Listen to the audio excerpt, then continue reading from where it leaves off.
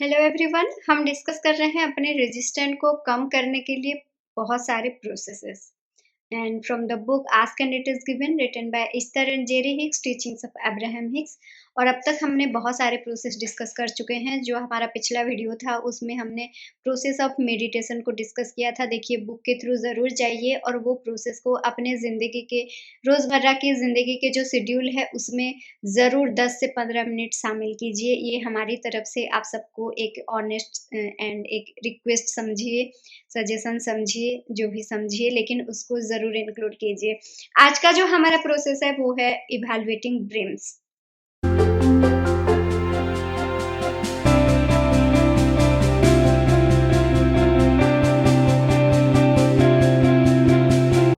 देखिए, इसको अगर हम सिंप्लीफाई करके समझें तो इसका जो इमोशनल सेट पॉइंट है वो है, अगर आप एक हाईएस्ट फ्रीक्वेंसी में हैं, यानी कि जॉय, नॉलेज, एप्रिसिएशन, एम्पावरमेंट, इस टाइप की फीलिंग्स अगर आपके अंदर हैं तो भी आप इस प्रोसेस को फॉलो कर सकते हैं। या फिर अगर आप इमोशनल स्केल के 22 पर अगर हैं, यानी कि फियर, ग्रीफ, डिप्रेशन, डिस्पायर, पावरलेसनेस, ऐसा अगर आप सोच रहे हैं तो भी आप इस प्रोसेस को अपना सकते हैं। देखिए, ये एक ऐसा प्रोसेस है, ख़ास करके अगर हम ड्रीम्स की बात करें तो देखिए, हम जब सोते हैं, ख़ास करके उसी टाइम पर सपने आते हैं।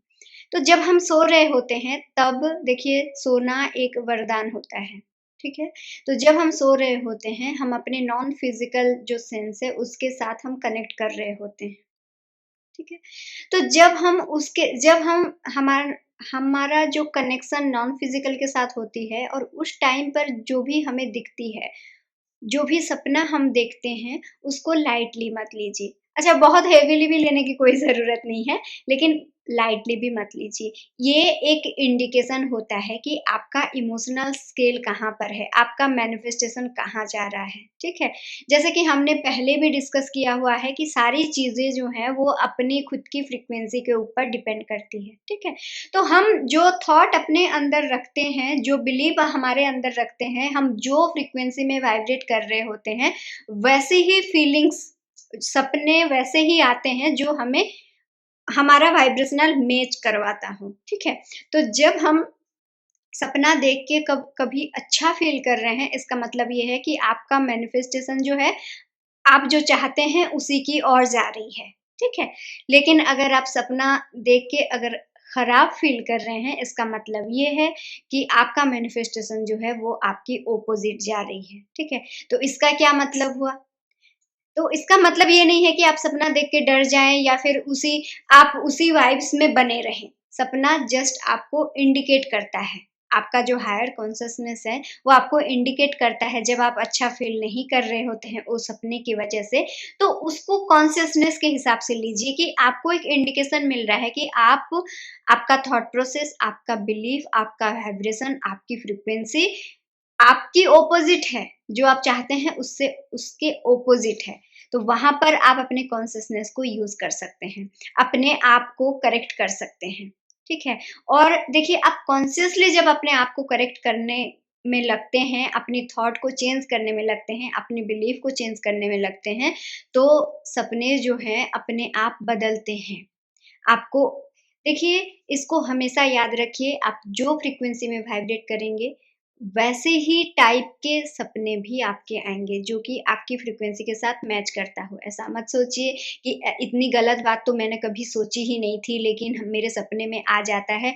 देखिए, पर्टिकुलर वो गलत बात आप ना सोचे हों, लेकिन उसी तरह का कुछ ऐसे बात आपके थॉट में है, जो कि वही फ्रीक्वेंसी को मैच कर रहा है। इसलिए आप जल्दी से उसको ध्यान दीजिए कि आपके अंदर कौन-सी थॉट चल रही है और आप उसको करेक्ट कीजिए, ठीक है? तो यही है इवैल्यूएटिंग ड्रीम्स। आप अपने ड्रीम्स को, अपने सपनों को यूज़ कीजिए, अपने थॉट प्रोसेस को चेंज करने के लिए, अपने कॉन्शसनेस को बढ़ाने के लिए, अपनी जर्नी को और सिम्प्लीफाई करने के लिए, ठीक है? यही है म मतलब ये जो कंप्लीट प्रोसेस यही है दोस्तों। इसको देखिए, ऐसा मतलब नहीं है कि आप सपने देख के डर जाएँ या फिर वही वाइब्स में अरे अब गलत होगा, गलत होगा, गलत होगा। सपना क्रिएट नहीं करता कुछ चीज़, ठीक है? ड्रीम्स क्रिएटिंग नहीं है। वो एक इंडिकेशन होती है, ठीक है? तो इस चीज़ को हमेशा याद रखिए। अगर आप गलत सपना देखते हैं, खराब सपने देखते हैं, तो हम ये क्रिएट हो रही है सोच के हम डर जाते हैं। ये क्रिएट नहीं हो रही है, ये हमें इंडिकेट कर रही है कि हम हमारा मैनिफेस्टेशन किधर जा रही है, हमारी ज़िंदगी किधर जा रही है, किस दिशा में जा रही है, ठीक है? तो इसको अच्छे से समझिए और आगे बढ़िए। अपने ड्रीम्स को इवैल्यूएट कीजिए, अपने ड्रीम्स को अच्छे से परखिए, अच्छे से उनको मेंशन कीजिए, अच्छे से थोड़ा-सा याद कीजिए। जैसे आप सो के उठते हैं, थोड़ी-सी देर में आप उसको याद कर सकते हैं कि वो कैसा ड्रीम था। बट मतलब एकदम विविडली नहीं याद करने से भी आप सिर्फ़ ये याद कीजिए कि वो ड्रीम मेरे को कैसा फ़ील करवा रहा था, या फिर आप एन्जॉय फ़ील कर रहे थे, जॉय फ़ील कर रहे थे, कहीं पर घूमने गए थे, उस टाइप का फ़ील कर रहे थे, या फिर कुछ डरावनी चीज़ें थी, कुछ अनहोनी चीज़ें थी, कैसा फ़ील कर रहे थे। तो आप उस फीलिंग्स को लेके आप फिर से आगे बढ़िए कि नहीं, मेरा ड्रीम मुझे ये बता रहा है, यानी कि मेरे थॉट प्रोसेस में मुझे चेंज करने की ज़रूरत है, ठीक है? यही कंप्लीट प्रोसेस है और इस प्रोसेस को अगर आप इस प्रोसेस के साथ कंफर्टेबल हैं, तो बिल्कुल कीजिए। और दोस्तों, सोने से पहले इस प्रोसेस को चालू कीजिए, यानी कि सोने से पहले अपने आप को पहले एक मैसेज दीजिए कि मैं अच्छा फ़ील करना चाहता हूँ। ठीक है, मैं रिलैक्स फ़ील करना चाहता हूँ। सोने से पहले ये मैसेज अपने आप को दीजिए। जब आप अपने आप को ये मैसेज देंगे, कमांड हो सकता है, रिक्वेस्ट हो सकता है, आप अपने आप को जिस तरह से लेते हैं, उस तरह से अपने आप को तैयार कीजिए सबसे पहले। उसके बाद जो भी आपके ड्रीम्स आते हैं, उसको ध्यान दीजिए कि कैसा फ़ील हो रहा है, और जैसा फ़ीलिंग्स आपकी हो रही है, अगर अच्छा फ़ील हो रहा है तो ठीक है, उसी के दिशा में आप चलिए। वही थॉट्स को, वही आपकी हैबिट्स को बनाए रखिए।